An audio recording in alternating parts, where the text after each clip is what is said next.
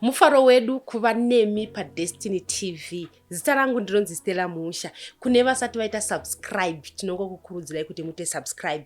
Uye tinokutendai nekutitsigira. Tichikuzivisai kuti makomenzi ese amunotinyorera tinoverenga. Zvamunoshuvira kuti tinge tinoita tinoramba tichingo improve every day nekuti imimi makatikoshera.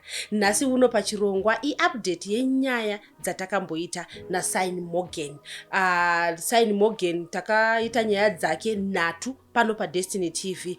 Ende nyaya dzese idzodzo munhu akanga achishungurudzwa nevanhu vaaigara navo kunharaunda vakamupisa kasingaperi. Nhasi unodai kunzwa kuti Sign Morgan zviri kufamba sei, asi hinti homberi panapa ndeyekuti Sign Morgan nhasi uno chiso chake hachisi kupunyaira semazuva ese pataimboenda paipai. Chiso chake chine mufaro. Vamogeni makadii? Stella makadii. Zvinofadza kuona nyemwerero yakadai so. Aiwa chokwadi. Toda kunyatsonzwa. Nekuti pese pataita nemi pano pa Destiny TV. Pekutanga takauya mapiswa negwenya. Tikadzoka zvakare mapiswa neacid. Tichitoona maoko akatsva kumeso kwakatsva neacid. Chokwadi. Tikadzoka zvakare pamakandifotera pakati peusiku muchiti ndakandirwa bomba mumba. Stella ndakandirwa bomba mumba. Makatsva nzeve dzese dzakatsva idzi. Sure. Asi nhasi uno tabva kwese kwaitika zvise nhasi uno nyemwerero. Chii chaunza nyemwerero iyi? Chaunza nyemwerero ndechekuti inini ndai ndisina mubatsiri panguva yese. Saka vanhu vandanda kutoona kunge vabatsiri vangu ndimi, nokuti pandaiti ndikakufonerai maibva mamhanya mouya muchinditsvagirawo rubatsiro nekune rimwe side kusvikira pazosvika pazvasvika. Makanditsvagira masawira enyu, vakamira neni, imimi muchimira neni, vanhu vachiti takuona pa Destiny TV, tazokuona pakati. Ndichibva ndatoona kuti vanhu vanga vakundifonerawo vachindipa maadvice kusvikira ndazobatsirwa zvakanyanyisa nekuda kwekuti ndakabuda. Zokuti dai ndisina kubuda, ndisina kuona imimi, chero kwana tete ndingadai ndisina kusvika. Ndakasvika nekuburikidza nemi. Mukabva mandiendesa ikoko mukati imboendawo kune shamwari dzedu idzi. Imboendawo apa ndofunga musi uya makandifonerera vanhu vakawanda, vese vamakafonera vakasvika vakanditora. Saka vanhu vakawandawo vanga vakufona futi pafoni vachinditi enda pakati, enda pakati, enda pakati, kusvika ndazotofonerwa nemukuru wemapurisa inini ndisingatoziva, nokuti ndaitodzipiwa futi namba dzavo nevanhu vachifonera vaponyati. Ndikati ndowafonera nchiti chii? Iye ari mukuru wepolisi, ndomufonera nchiti chii? Anotienda kwakati. Saka ini ndakawanda nyarara, svika ndazofonerwa nevamwe vaita ndonzi superintendent ani ndiri kuHQ. Bva ndati zvikanzi tichakufonera nenhamba dzisiri idzi manje udaire. Ndikandati alright. Ndobva wazondifonera zvechokwadi. Vandifonera mbva wandibvunza tichichikuitika, ndavatsanangurira. Bva wati tichakufonera. Bva wazondifonera kuti tine masiyarara ako anokwana ita 5 nenyaya dzako dzese tadzibvunza padombo zvichichikuitika. Saka unokwanisa here kusvika kunoku kunonzi kuHQ kuna 7? Ndikati ndogona kusvika. Bva ndatoenda ikoko, bva ndatovaona. Ndakaona vamwe, ndakaona mbva ndambogara nguva refu. Ndikati ndazouya kunoku kwandingogariswa. Svika ndazonzi chiuyai vapedza meeting. Kwakutopinda muofisi mavo, vataura neni, bva ndavaona nasingavazive. Vavati hakuna muZimbabwe zvinhu zvakadai, ndikutozvigadzirisa. Ndati alright. Vatanga kufona ndirimo, vachifonera amene mumwe anga ari kuchitungiza ainzi mukuru ndiye anoona nezvekuairport kwese. Akafonerwa akabva afona akati nyaya iyo ndakainzwa. Akafona kusvika vanhu ivavo vabva vanzi vanga vachinzi havasi kuwanika, but kukoti vanga vachiuya vachiatenda vachinzi havasi kuwanika, kusvika vazonzi vabatwa kudaro.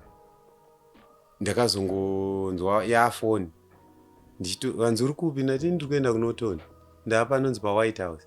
Zvikanzi kokukoti. Ndikati kukoti ndakanzi after 2 weeks ika. Anditi nhasi izuva rechitutu abva kukoti. Kanzi vanhu vakoti vabata komandi yabva kumusoro. Saka titori navo pakoti izvezvi.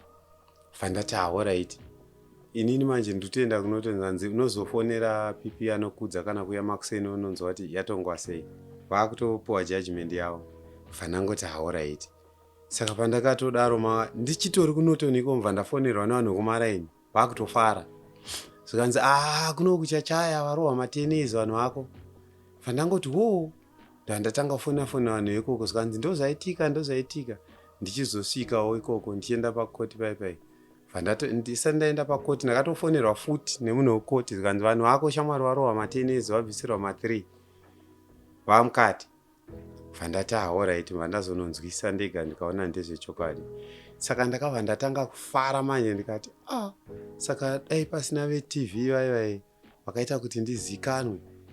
Ngadai zvese zvipasina izvi pamwe dai akatofa. Ndakafara zvisingaite. Ndichibva ndatsvaga namba dzenyu. Ndimiwa ndakatanga kufonera. Ndikakudzai ndikati kuno ndikufara mudze timu rese rakuperekedzai muchiya naro kuti hanzi neni tiri kufara zvisingaite. Mva matonditeerera paipe mukati makambona zvinoitika. Pane pekuti unoona rufaro zvinoitika. Pane pekuti unoona kuti munhu ari kufara ndokatasana naye. Yes. Kouya pekuti unonzwa rufaro ruchiuya nemasaisai epafoni. Ndozvakaitika musi iwowo wekuti ndainyatsonzwa kuti kwamuri ikoko muri kufara. Ndaifara. Nanhasi ndiri kutofara. Nekuti vanhu vese vakungomira neni. Chero pakoti ipapo ndikatosvika pandatodaiso mesha zita toti iwe unganditaura kuti mapepa angabiwa pakapwanywa irapo. Hatidi kutozvinzwa izvozvo kubva nezuro kubva na8:30 kusvika na1 iri nyaya yangu chete. Zvikantoikondinya mangwana nhasi futi zvikanzi alright handichada zvinonetsa inda kudaidza Dr. Mukoti muno. Zvichireva kuti nhasi uno toda kutaura nyaya yakatongwa. Asi kuchiri nedzimwe dziri pending. Dziripo. Yakatongwa yavakapirwa makore iyi ndeipi? Ndeyekutanga yavakandipisa negwenya. Ndo yavakachajwa iyi. Yavakandipisa negwenya ndo yavakachajwa iyi. Iye zvinezvi makazvitarisa. Ngatimbonei makazvitarisa. Tikuona mavanga akawanda. Video yedu yekutanga tikuona mavanga egwenya. Hongo. Mva maita maoko anga nemavanga eacid. Iye zvinezvi mavanga tiri kuona aya ndeyekutsva paye pakakandwa bhomba mumba. Hongo. Musati imimi mafona mukitaura kuti varume ava vapiwa makore akatakati. Makambondifonera futi mumashure muchifara zvakare. Zvichida vateereri nekuti zvakakosha kuti vateereri vazive kuti kana tichiita nawo kana tichitora nyaya tichiunza kwavari hatisi kungotsvaga maviews nemalikes asi tinenge tichitotsvagira munhu rubatsiro. Sekutaura kwamaita vamwe vanobatsira nemazano. Vamwe vanobatsira kunyangwe nefoni kuti fonai pakadai so. Asi imimi mune rubatsiro rwamuri kutaura kuti makawana futi kubva kuvanhu. Zvichida mungangotaura iye zvinezvi kuti vateereri vaziye zvimwe zvezvinhu zvamakaitirwa nevanhu. Vanhu vazhinji vamwe vari kunana Australia, UK. Ndaitongonzwa foni yangu yapinda mari ndatoti mari ndotoona $50 mukuru $50. Vamwe vari kunana South Africa, Cape Town, UK vaitaura kuti inini ndiri chizvarwa chekuZimbabwe asi ndaona nyaya iyi ndayatongoona kuti ndikubatsirewo nezvakati. Vamwe vaitondipa hembe dzese dzandakapfeka idzi paipe hani makaona zvandakapfeka. Ndakadzipiwa nevanhu idzi ndakadzipiwa nemumwe murume anosenzera paHigh Court, Master of High Court ndiye akandipa idzi akangondifonerawo akandipa ndakakufonera ichi ndapiwa zvinhu nemumwe murume achiti ndosenza kwaHigh Court. Ndakatotakura zvinhu zvakawanda ipapo ne$52 yakandipa murume. Vati dati ubve ikoko kwauri ikoko yozogara vatondirakidza room palodge pake zvandichagara umo uchishandira panapa. Ndikabva ndati alright. Saka ndakabva ipapo pamakangondibatsira imimi muchitanga kuuya kusvika izvezvi kuti kwese kona asingakuzivi ini ndasingazikanwa nekuti kutoti ndizikanwe ndimi wozi dai mamusina kuuya dai ndisina kuzikanwa ndenge chingozikanwa navanhu vemuraini kunzi paitika zvakatapa zvichingoperera ipapo. But apa zvakafamba kusvika kunana UK kwanisa ndasvika kusvika kunana South Africa kupi venhu vese vanotondifonera chero naizvezvi ndinongofonerwa nezuro chaiye ndakaisirwa $20 mufoni nemumwe munhu akati ndandiona paFacebook ndichitarisa hangu nyaya dzandaitoteera mva ndakuonai ndopandatora namba dzenyu. Ndikati paFacebook pazvikanzi panonzi paSly Media murume wamakapedzisira kutumira uya munhu wakabva andisira mari apa. saka ndikungotenda kutoti imimi mashandiro amunoita akatooma because dai mamusipo pamwe dai tichitoramba tichitambudzika nekuda kwekuti tisingazivi mafambiro anoitwa but pane vamwe vanhu vanozongomuka vabatsiri vanoziva kuti nzira dzinofambwa ndeidzi neidzi.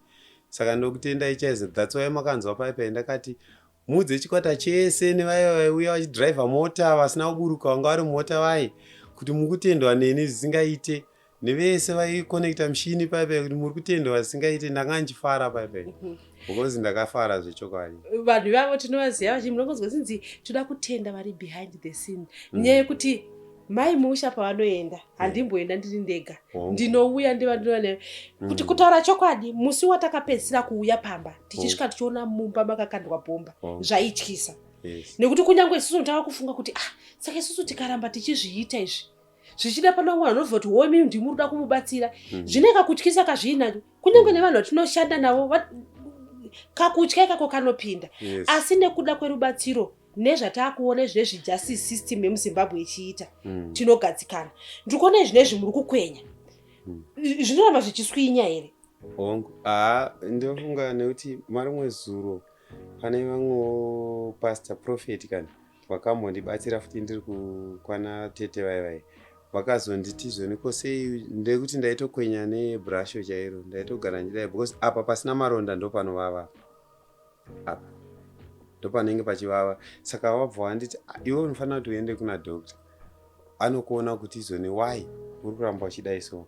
Echena anobvunza kuti izoni chii panoda mari, bva ndatongonzi zvinototora time endai naye apa famasi apa, bva ndatoenda pafamasi paipai bva ndatobvunza ndikati ko chii, zvikanzi iacid ikuomesa kunze uku chete but mukati umu mune muchiri inenge ichiri kufamba. Acid yaya yamaiti yepechi 2 yamakatirwa pechi 2 yakazondidai maoko ndiyo yakafamba, ndiyo yaiyerera kaumira.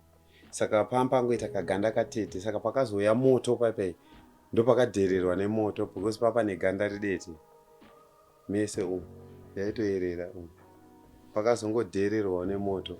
Saka ndakanzi panoda kubayiwa mainjection, saka injection yacho ndakatoitenga ndikabayiwa ati zvichirongoswinya chete.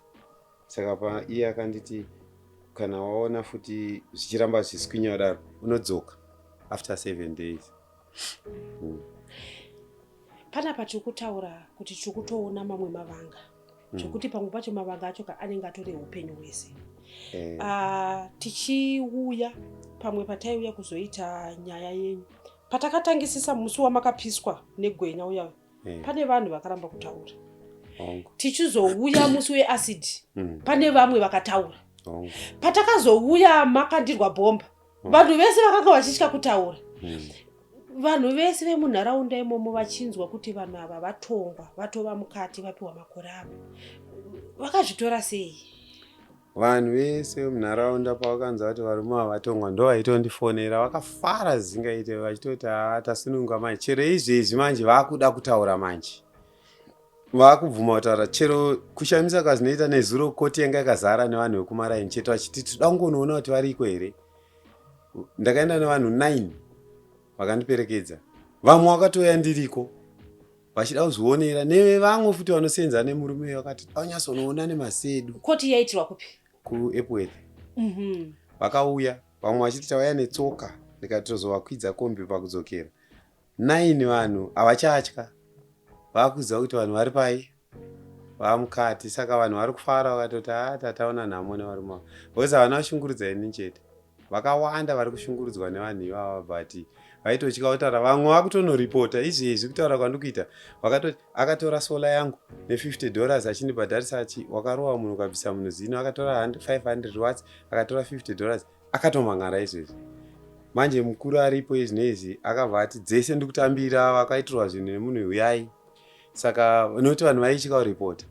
Saka izvinezvi kwasununguka uku hakusisina chinombonyotyisa uku zvekuti imimi tinonzwa vamwe vanhu pakana paitika nyaya dzimwe patinosvika vanoti atida kutaura vanhu vesocial media inonyepa zvichida iye zvinezvi mungatore mukana unowu wekuzivisa vanhu manakiro akaita social media kuti iri kubatsirei? Alright. Vanhu vanenge vachiti inonyepa vanhu vasati vapinda mudambudziko. musi waunopinda mudambudziko unozoona kushanda kwazvo kuti havanyepe, nekuda kwokuti vachakuvhurira amwe madhoa wanga wasingagone kuvhura. Seipapapa inini hangu handambobvira ndati inonyepa because ndasingazizive kana foni yangu ndasingaendewo futi pasocial media pacho nekuti ndanga ndine kambudzi. Saka ndakazoona kukosha kwazvo manje kuti zvinobatsira nekuda kwokuti pari izvozvi makandivhurira madhoa anga ndisingazive nedzimwe nzira dzandasingazive kufamba ndakava ndazodzifamba. Saka ndinototi vasati vaona kuti social media inobatsira ka, musaishore musati mabatsirwa nayo, unozotuka mvuu wabira rukowa. Saka ndikuti vanenge vasingazive zizive kubva nhasi kuti inobatsira, nekuti isi takatobatsirika kakawandisa nazvo izvi. Nekuti izvinezvi kumaofisi andakapinda anga asingamboziva kuti munopindwa, asi ndakapinda. Vamwe vanhu vakuru vandakaona vandandisandamboona ndakavaona. Saka ndongoti vanongoshorawo vasati vanonyepa. Hapana chinonyepwa because zvinenge zvichitobuda. Inini ndinenge ndichitotaura vacho hamundizive, makandiziva kuburikidza nedambudziko. Ndikabatsirwa navanhu vasingandizive kuburikidza nemi vateerera imimi, asi vanga vasingandizive vakaziva imimi vakandibatsira. Saka ndoti vanhu vasati vanonyepa hamunyepe, asi kuti munenge muchitotsvaga kubatsira vanhu. Iye zvino izvi muchiri munharaunda iyoyo here kana kuti makatobva munharaunda iyoyo, uye pane here kwamakubata-bata kuti mune zvimwe zvokuti mungatoti imimi inini ndinogona kubata-bata zvakati, ndiri kutsvaga zvekuti ndikwanise kubata-bata? Alright, munharaunda iyoyo ndandabva, asi nekuda kwokuti pandakazonzwa kuti vanhu vandainetsana navo havasisipo ndakabva ndadzoka, asi handichagara ipapo, ndiri kumusoro kwacho kune dzimba dzangu kumberi ndokwandiri. Saka ndiri munharaunda imomo. Pakubata-bata inini handisati ndakushanda because kuti ndishande manje license rangu ndandanzi ndinorigadzira ndiro iri rakatsira muhomwe harisati ragadzirwa. Saka kutsira kwarakaita muhomwe manje ndakambotora kuda kurikwatura ndakazonditi aiwa takukunyorera tsamba uende naro uku unopiwa. Saka handisati ndaenda zvangu because riri kuda $35. Saka handisati ndaenda because handisati ndakushanda. Asi ndakanzi ndinononyorerwa ipapo chero ndichitobva ndapiwa futi chimwe chekutoti nditofamba nacho, but handisati ndaenda zvangu kunonyorerwa. Kubata-bata handisati ndakubata-bata. Ini ndokudhiraivha, ndoaka, zvese ndoita, but handisati ndawana pandirowana because zviguno izvi pazvakabva ziganda riya rakakora-kora riya zvichibuda ganda iri. Saka ndairwadziwa nekubata. Saka haabate zvinezvi zvaaraita. Makanga makutotadza kubata kana kuti muvake kana kuti sei nekuda kwekutsva kwamamaita maoko neacid? Hongu, ani ndoyandidya zvese izvi ndoyanga yakundidya izvi. Saka pandakazobayiwa mainjection apa neapa ndakazobva zigoko riya rari kunze rakazongovhomoka rega, raibvira umu richitodai so richibva.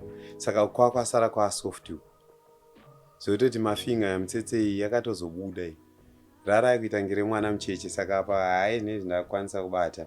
Saka handisati hangu ndakushanda.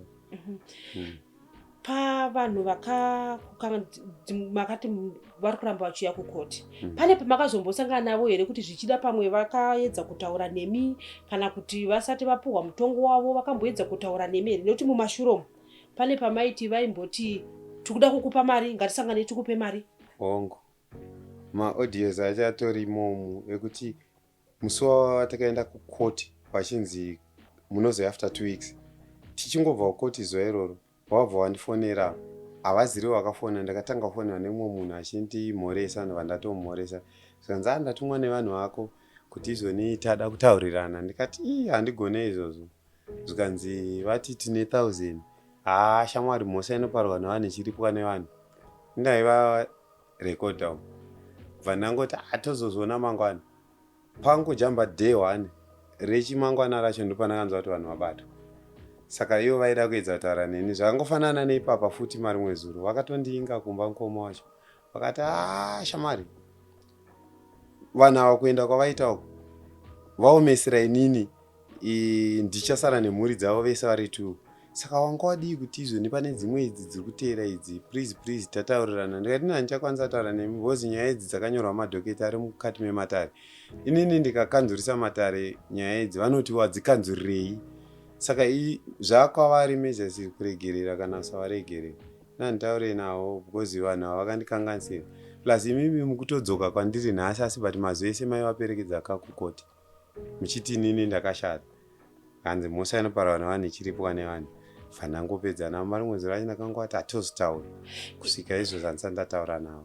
Iye mukoma wavo uyu akanga auya kuti anemi makambomubvunzawo here kuti akazi kekutanga saka pese apa vakanga vasingade upenyu hwangu here? Tinoona kuti pane zvaitika izvi izvi vanhu vaita kunge vari kutoda upenyu hwenyu kuti huparare.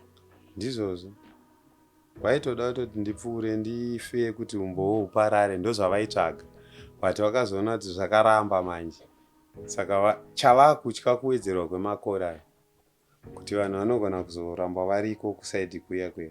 Saka inini hangu handina kuzokwanisa nyanyotaura navo because apa ndakataura kuti pamba handidi vanhu, kana muchindida munondifonera ndouya kwamune muri ikoko, kwete kuti munoya panapa handidi vanhu vati alright. Saka kubva ipapo pa3 days dzavasati vataura neni, nhasi kukoti wanga wasiko kwakune madzimai acho vangondimhoresa, ivo amai iye mukuru wacho vangondimhoresa vachienda kutenga maepo avo pamusika. Takagara vangoti mamukadzi eni vandavadaira. Advice yamungade kupa imimi nekuti dzimwe nguva tinoona munhu ari kuti pamwe ari kuti ini ndakangotswa nanhingi ndikuda kumita zvakati. Advice yamungape kuvanhu vangade kunge chine zvaufunga kuti ndokwanisa kudhila nyaya yangu ndega, vanhu vachinge vatadzirana zvamunotarisira kuti zvinge zvinoitika kana vanhu vatadzirana? Inini zvandototarisira kuti kana vanhu vakakanganisirana ka kutonga wega asirizo zvinoita kuti nyaya yako ipere, because uchandirova ndongozimba asi mari yacho yaunongoida kwandiri hauiwane. Saka ini chandinoita ndechekuti chandongopa advice ndechekuti ivo kana waona kuti hausi kukwanisa kutaurirana nemunhu, tsvagawo chi3. Mukaona kuti matadza kuwirirana, chiendai kuvanhu vemutemo vanonogadzirisa ikoko. Ivo watora chichewe ndatora chakati, dzosera moyananiswa ikoko usati washandisa kana kuti chinhu chinokuwadza kana kuti kuuraya munhu. Wozinozouraya munhu but wapedza kumuuraya amangwana kuti sorry. Saka sorry inenge isisabatsire. Saka ndongokurudzira vanhu kuti tauriranai kana matadza kuwirirana. Kana matadza kuwirirana muri 2 tsvagaiwo chi3. Mukakonana moenda kune vanhu vanogadzirisa vanokugadzirisai vari vemutemo. Saka ndozvanongopa vanhu advice iyoyo kuti because kupondana kunouya sei pavaitondirova kudaro ndiri mumbamavo, dai vakandiuraya kuti ndakangonyarara ndirimo, mukadzi anga asingazivi ndiri kupi, vaingotoita chiverevere nevakadzi vavo ngoti torai misemo ndotoiswa musaga manheru ndonoraswa uko, ozonzi akaonekwa akapondwa uko. Hazvichashanda mai, but ivo vane zinga vangonetseka futi. Saka kurudziro yamuri kuita ndeyekuti vanhu tauriranai, musasvike pakukuvadzana kutsvaga zvese izvi zvekuda kukuvadza umwe. Zvekuti ingadai pekutanga pamakatadza kuwirirana panyaya yemari, dai makangotaurirana, kana kuri kuti munhu ari kuripa, munhu imi movaripa movadzorera mari yavo, ingadai vasina kusvika pavariko zvino izvi. Dai vasina kusvika. Plus chimwe chinhu chandokurudzira vanhu vanenge vatadza kuwirirana, ukaona munhu iwo uriyo ukuti ndindatadziro nemunhu uyu, iwo kwanisa kuteerera kuti munhu wavo kuti akutadzira ari kuti chii, kwete kuti wobva wamushayisa mukana wekuti hauna chaunonditaurira, wozi inini ndiri nhingi, tonyarara kuti zii, woshayisa munhu iye mukana but uchimupomera mhosva. Imbomunzwawo kuti ari kuti kudii, kwete kungoda kuti saidhi rako chete ndo rakanaka. Saka ipapo ndokurudzira because pamwe zvichidaiwo wanzwa zvinhu zvisiri izvo, kana kuti uri kuziva zvinhu zvisiri izvo, unofanira kuti ugadziriswe nevamwe vanhu, kana kuti iye akuudze iwe wozozvitora kuti zvataura ndizvo here, wobvunza vamwe ndizvo here izvi, pamwe unonzwa vanhu vachiti hazvizi. Saka iwe ukada kuita zvako wega mai unogona kuuraya munhu. Zvekuti senge ipapo pamwe dai vakaenda vakanyatsoongorora nyaya kuti trip yacho inobhadharwa mari yamakanga maenda, ingadai tisiri panapa nhasi kutaura nyaya iyi. Dai tisitori panapa, asi akatozozviona kuti hazvisiri izvo, amwe anotoita 4 amwe 5, akatozozona mashure kwakutotenda ipapo kuti kwakuri kudhakwa. Ende ndaifurirwa nevanhu vachinditi kunoita $12 watobirwa. Saka ndakatoti hangu handimukuona manje. Saka kutoona vanhu vaikuchidzira kuti wabirwa. Kunotoita 12. Apatoita $5, $8 yaanyora atokubira agarira mari yakawanda. Saka musateerere maadvice evanhu kana muchinge makanga vamwe ndanatina dziri vanongotina kuti kana dzakurwa wobva wajamba wamira kusaidi. Iyewo izvozvo vaimutinhira vacho vakasara kunze vane mhuri dzavo vari kudya sadza. iwewe hausisipo, mhuri yako yakasara.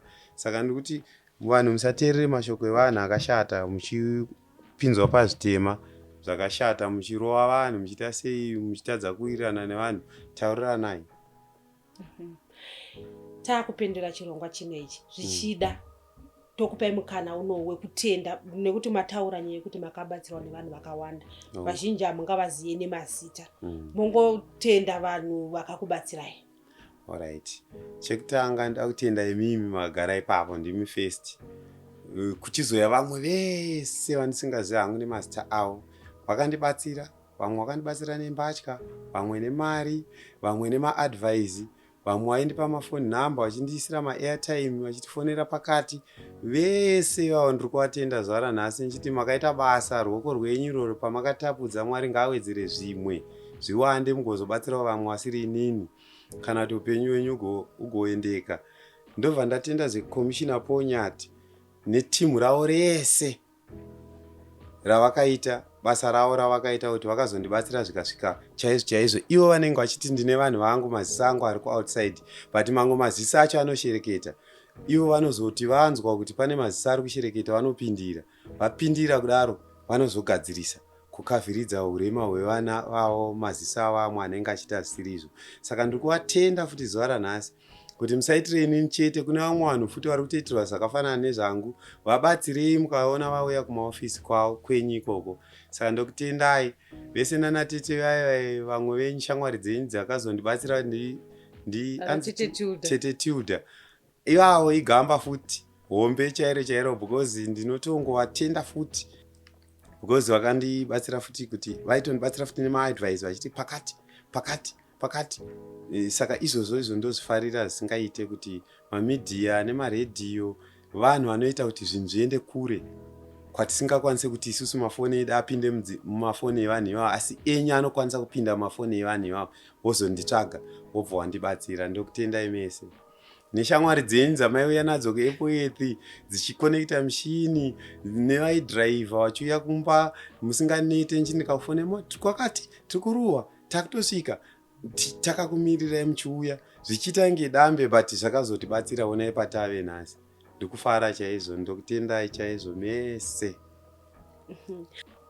Hapana chinhu chinofadza sekuti kana wadyara mbeu weiona ichibuda, weiona ichikura, uchiidiridzira ichikura, wozoona zvibereko. Nhasi unowu zvibereko zvekuti patakaenda kunoita nyaya tichiona munhu achiwana rubatsiro, zvinozadzikisa rufaro rwedu, uye kubva zvaburitsa pachena kuti kana tichiuya tichiita nyaya hatisi kungotsvaga malikes nemaviews akawanda, asiwo tinotobatikana uye tinoedza nepase patinogona. Asi kazhinji imimi vatsigiri vedu ndimi munobatsira vazhinji vatinounza pachirongwa chino ichi. Nhasi unotoda kufara, ende zvabva zvapa futi umbowo hwekuti kunyange vanoshanda mumabasa akasiyana-siyana, ivo mapurisa, mamejistreti, vanoita zvakawanda-wanda, vanotoona futi nyaya dzatinoburisa pano pasocial media dzinova dzinozobatsiridza kana kuti dzinounza ukama pakati pavo nesu, nekuti chinenge chiri chinhu chakanaka kana munhu akawana rubatsiro. Uye kutora mukana uno kutenda zvakanyanya kwamuri imimi vatsigiri veDestiny TV, kutenda kwamuri imimi mhuri yeZimbabwe, nekuti munoti mukanzwa munonzwa nekuita, munobatikana nezvinenge zvichishungurudza vanhu vatinounza pano paDestiny TV, vanhu vatinounza pano. Imimi semhuri yeZimbabwe mokwanisa kuvabatsira. Toda kutenda mukoma Meg Morgan sekutaura kwanoita kuti zvinofadza kuona munhu wawakamboona mazuva ekutanga achichema, aine musodzi, achishungurudzika, asi wozomuona ava nenyemwerero. Musangoitira ivo vega sekutaura kwavaita. Tinoziva kuti zvinonzi atsunya arwa. Hapana patinoti iyi mari diki iyi yakakurisa. Ipapo patinenge takwanisa zvinobatsira upenyu hwevamwe vese. Mukoma Morgan vativo vanogona zvekudhiraivha. Ivo pakatanga nyaya iyo yese iyi vaita zvekudhiraivha, uye zvakare vanovaka zvichida pamwe mune zvamuda kuvakirwa, mune zvamuda kuitirwa, munhu wekuti anoshandisa maoko ake mukurarama. Iye zvinezvi mungatipe hedu nhamba dzekuti vanhu vakada kukubatai vanokubatai papi? 078 11 33 789. nhamba dzamukoma Morgan madzinzwa. Asiwo kana munoda kuteera kuti munzwe kuti nyaya iyi yakatangira papi, dzokerai paDestiny TV muchaona nyaya yekutanga yatakaita vapiswa negwenya, tikaita nyaya yechipiri vapiswa neacid, tikazoita nyaya yechitatu pavakanga vakandirwa ivo petrol bomb mumba. Dzokerai munoona nyaya iyoyo munzwisise kuti nhasi unowu tasvika sei panyaya yatinayo mustudio.